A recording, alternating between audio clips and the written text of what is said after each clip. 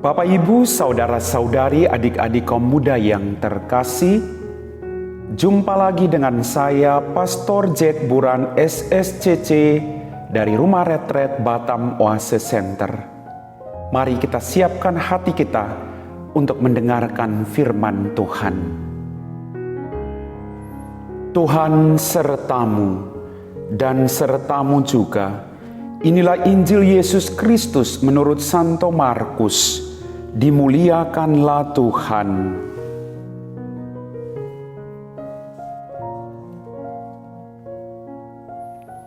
Sekali peristiwa, Yesus bersama murid-muridnya masuk ke sebuah rumah. Maka datanglah orang banyak berkerumun pula, sehingga makan pun mereka tidak dapat.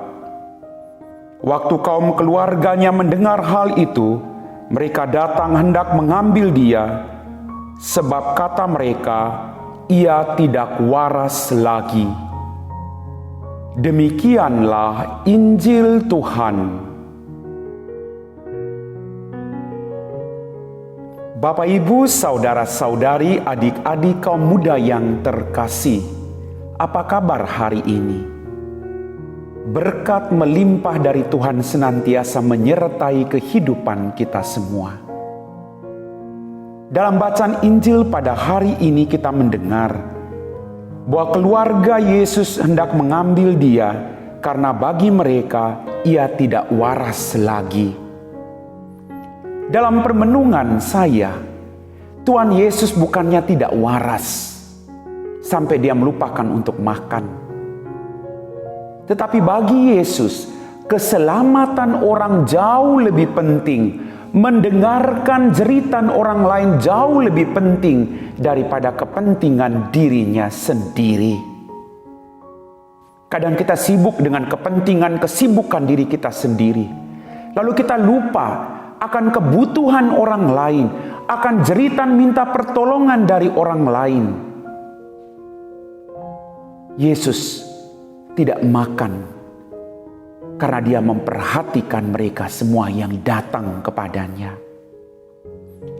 Yesus tidak bisa makan bukan karena dia tidak waras, bukan Bapak Ibu, melainkan karena cintanya kepada manusia jauh lebih penting daripada cinta kepada dirinya sendiri. Bagi Yesus, keselamatan orang-orang yang datang kepadanya adalah jauh lebih penting dan lebih utama. Maka Yesus tetap menjadi manusia yang waras.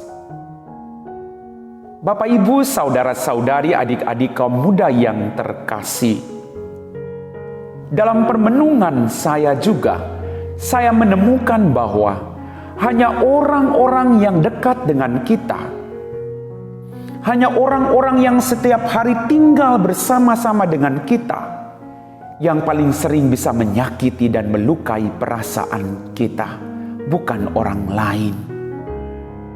Orang-orang yang dekat yang paling sering bisa menyakiti perasaan kita. Tapi pertanyaannya, akankah kita berhenti mencintai orang-orang yang kita cintai ketika mereka menyakiti dan melukai perasaan kita? Tidak. Ini yang dilakukan oleh Tuhan Yesus. Yesus tidak akan pernah melupakan atau berhenti mencintai orang-orang yang mencap dirinya tidak waras atau menyakiti serta melukainya. Tuhan tetap mencintai siapapun mereka. Maka kita belajar dari sikap Yesus ini, mementingkan kepentingan orang lain, keselamatan orang lain. Jangan sampai kita hanya mementingkan kebutuhan dan kepentingan diri kita sendiri. Tuhan sungguh luar biasa. Tuhan tahu dia membuat prioritas mana yang harus dia lakukan. Kita juga harus buat prioritas dalam hidup. Ada hal-hal tertentu yang mau kita capai dalam kehidupan kita. Maka kita perjuangkan hal itu. Yesus datang agar semua orang dibawa semakin dekat dengan Bapa. Agar semua orang mendengarkan firman-Nya dan bertobat serta melakukan firman-Nya. Ini jauh lebih penting daripada kepentingan diri sendiri. Bapak, Ibu, saudara-saudari, adik-adik kaum muda yang terkasih dalam Tuhan kita Yesus Kristus. Mari, saya mengajak Anda, apapun situasi dalam pewartaan kita, apapun cap orang lain tentang diri kita, jangan sampai kata-kata orang lalu buat kita berhenti untuk terus berkarya, terus mewartakan firman Tuhan, terus membawa orang lain semakin dekat dengan Tuhan. Lakukanlah terus kebaikan, maka kebaikan demi kebaikan akan mengikuti dirimu dan saya. Tuhan mengajak kita untuk tidak pernah berputus asa. Selama kita melakukan kebaikan, pasti kita akan menemukan ada orang-orang yang tidak menyukai perbuatan baik kita. Tapi ingat satu hal, semakin Anda melakukan kebaikan, semakin seseorang mendaki gunung yang tinggi, angin dan badainya semakin kencang.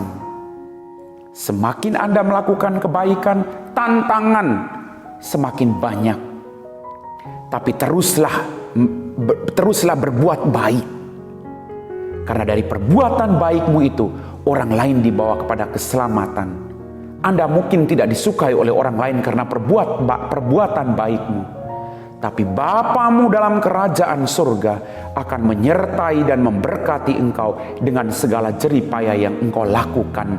Demi keselamatan orang lain, bukan keselamatan diri sendiri. Bapak, Ibu, saudara-saudari, adik-adik kaum muda yang terkasih, mari.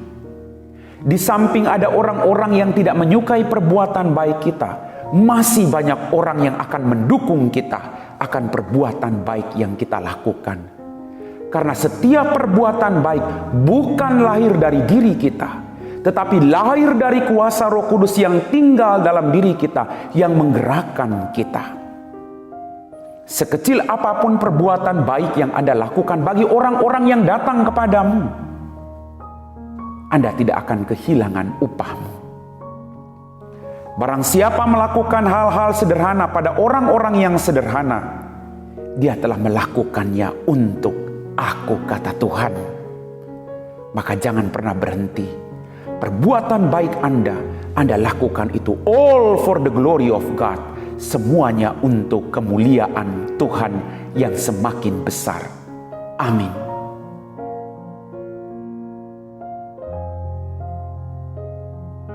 Bapak, Ibu, saudara-saudari, adik-adik kaum muda yang terkasih, setelah kita mendengar dan meresapi firman Tuhan, mari kita siapkan hati kita untuk berdoa. Dalam nama Bapa dan Putra dan Roh Kudus. Amin. Ya Tuhan Allah Bapa kami dalam kerajaan surga, kembali kami bersyukur Tuhan atas apapun yang terjadi dalam kehidupan kami, entah itu kegembiraan, entah itu penderitaan.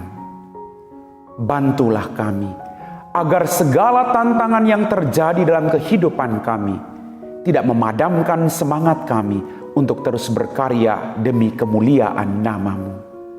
Berkatilah orang-orang yang bekerja untuk kemanusiaan, agar mereka tetap setia melayani Engkau dalam diri sesama yang mereka layani. Tuhan, berkatilah juga anggota keluarga kami di mana saja mereka berada. Dampingilah mereka dalam setiap pergumulan hidup mereka. Berikanlah mereka selalu kesehatan, kebahagiaan, dan rezeki yang secukupnya. Berkatilah orang-orang yang selalu setia mendukung kami. Kami puji Engkau Bapa, kini dan sepanjang segala masa. Amin. Tuhan sertamu dan sertamu juga. Semoga kita sekalian, orang-orang yang kita doakan, pekerjaan kita, senantiasa dibimbing oleh berkat rahmat Allah yang Maha Kuasa, Bapa dan Putra dan Roh Kudus. Amin.